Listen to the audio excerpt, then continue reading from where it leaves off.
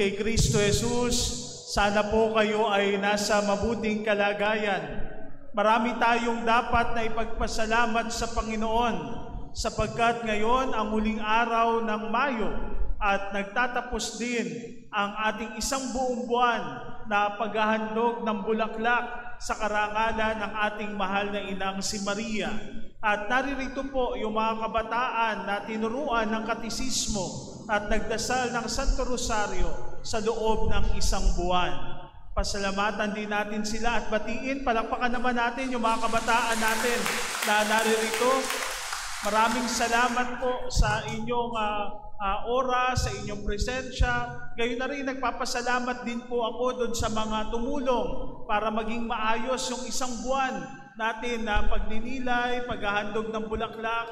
Nagpapasalamat po ako doon sa mga organizations na naging dahilan para maging maayos po ito sa pangunguna ng Legion of Mary. Gayon na rin po ng iba't ibang mga organisasyon na nagsipaghandog ng kanilang oras at sarili sa ating Parish Pastoral Council, sa ating worship ministry at sa lahat ng bumubuo ng mga committees at organizations. Pasalamatan naman natin sila, palakpakan din po natin po sila. Maraming salamat po sa mga naghandog, nag-donate ng pagkain, ng merienda sa buong buwan ng Mayo. No? Hindi ko na po kayo iisa-isahin. Kilala nyo na po ang inyong mga sarili at ang Diyos na po ang bahalang maghandog at magbalik po ng kagandahang loob na inyo pong ibinigay sa mga kabataang ito. Sa mga nag-donate po ng school supplies na ibinigay po natin, maraming salamat po sa lahat ng mga nagbigay ng oras, talino at yaman para sa isang buong buwan na ito. Maraming salamat. Palakpakan naman po natin ang bawat isa. Today, we celebrate the Ascension Sunday. Pwede ba pakiulit natin yung Ascension Sunday? Go! Ano ba yung Ascension Sunday? Yung Ascension Sunday, ibig sabihin, matapos na si Jesus ay magpakahirap dun sa krus, mamatay at muling mabuhay, at sa loob ng ilang mga buwan, ilang mga araw na pananatili, si Jesus ngayon ay umakyat doon sa kalangitan. A powerful moment, not just in the life of Jesus, but in our own journey of faith. This feast marks not an ending, but a sacred transition. Sinasabi natin na sa pag-akyat sa langit ng ating Panginoon, hindi ito katapusan ng lahat. Ganun na lang ba yun, Father? Umalis na si Jesus? Iniwan na tayo ni Jesus? Ganun na lang ba yun? Umakyat na siya sa kalangitan? Hindi. This feast marks not an ending, but a sacred transition. And transitions are not unfamiliar to us. Lagi tayong dumadaan doon sa mga transitions ng buhay. We have all gone through them, moving from childhood to adulthood, transition. From graduating from school, transition. Getting married, transition. Becoming parents, transition. Reaching retirement, transition, or even facing death. Ito po ay mga transition sa buhay ng isang tao. Life is a series of chapters of goodbyes and hellos. But today's gospel reminds us, even in these transitions, Jesus is with us in every stage of our life. Ganun pala, no? Ipinapaalaala sa atin ng pag-akyat sa langit ng Panginoon na bagamat ito ay transition, subalit nandoon at nandoon si Jesus. Hindi tayo iniiwan ni Jesus. Let us begin with the gospel for today. You know, according to St. Luke, Jesus blesses His disciples as He ascends into heaven. Nakita ng mga disipulo na sila ay binabasbasan ni Jesus habang si Jesus ay umaakyat sa kalangitan. Imagine that moment. Jesus no longer just walking with them, now being taken up in glory. You would think that the disciples would be devastated. Why? Because their beloved Master is leaving. But strangely, we are told they returned to Jerusalem with great joy.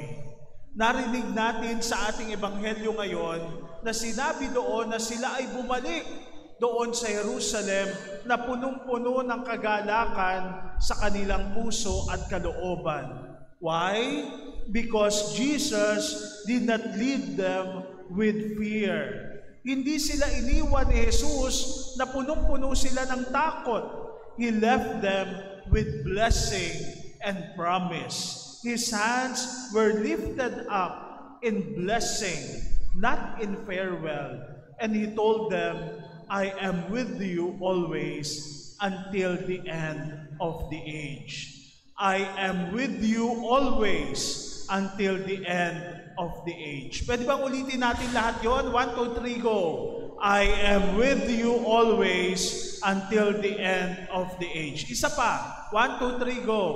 I am with you always until the end of the age. You know, according to our first reading, St. Luke gives us that iconic image, Jesus ascending as the disciples look upward. Habang umaakyat si Jesus, lahat sila nakatingala at tinitingnan si Jesus. Then suddenly, 2 men in white appear and ask them, why are you standing there looking at the sky? It is as if saying, yes, Jesus is gone from your sight, but not from your vision. Oo, nawala sa inyong paningin si Jesus, pero sa inyong misyon ay buhay na buhay parati si Jesus. Go, live out what He taught you. That's our cue too. We cannot just stare at heaven waiting. We must live out our faith here on earth. Ganun pala, ano ho? Yung palang ascension, sinasabihan tayo na hindi tayo iniwan ni Jesus. Bagkus, kasama natin siya sa bawat misyon na ating tinatahak. In our second reading today, St. Paul prays that our eyes may be enlightened to see the hope to which God has called us. You know, the richness of His inheritance, the greatness of His power.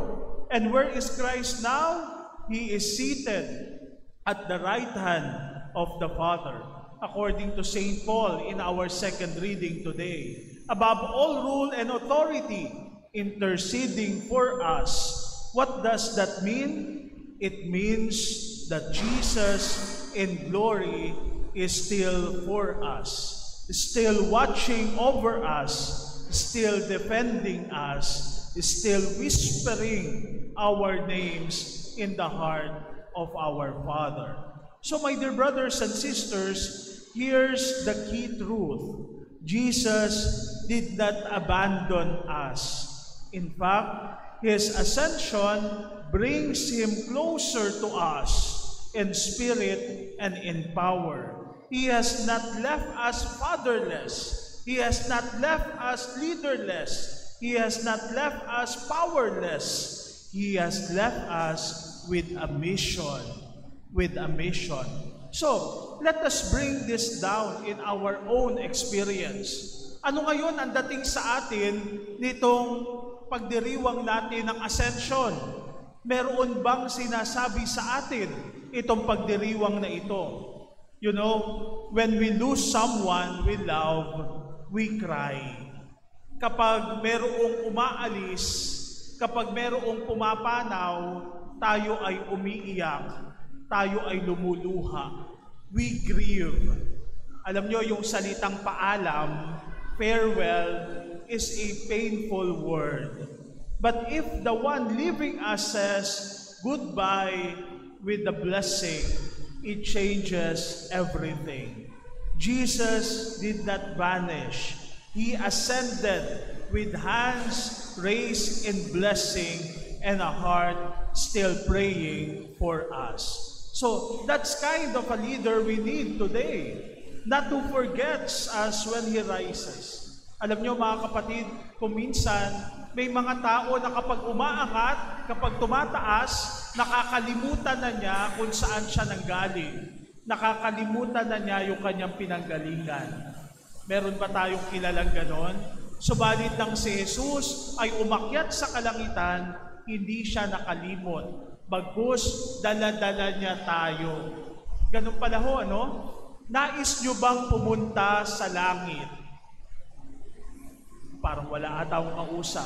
Nais nyo bang pumunta sa langit? Pero sana, hindi lamang tayong mag-isa pupunta sa langit. Sana kasama natin yung ating pamilya. Sana kasama nyo yung inyong magulang, yung inyong asawa, yung inyong mga anak. Hindi ka lang mag-isa na pupunta sa langit, bagkus aakayin natin ang bawat isa sa kalangitan. Kaya nga, sinasabi sa atin, itong misteryo ng Ascension, meron tayong dapat na gawin. Meron tayong misyon na ibinibigay sa atin ng Panginoon. Kaya nga, hindi lang tayo titingin sa kalangitan, bagkus sinasabihan tayo, mga anak, meron kang misyon na dapat gampanan. Merong misyon na ibinibigay sa atin si Jesus. So go, don't just look up, lift others up, for Jesus is not gone. He is with you in every stage of our life. And as He promised, Jesus said, I am with you always until the end of time. Amen. Kindly also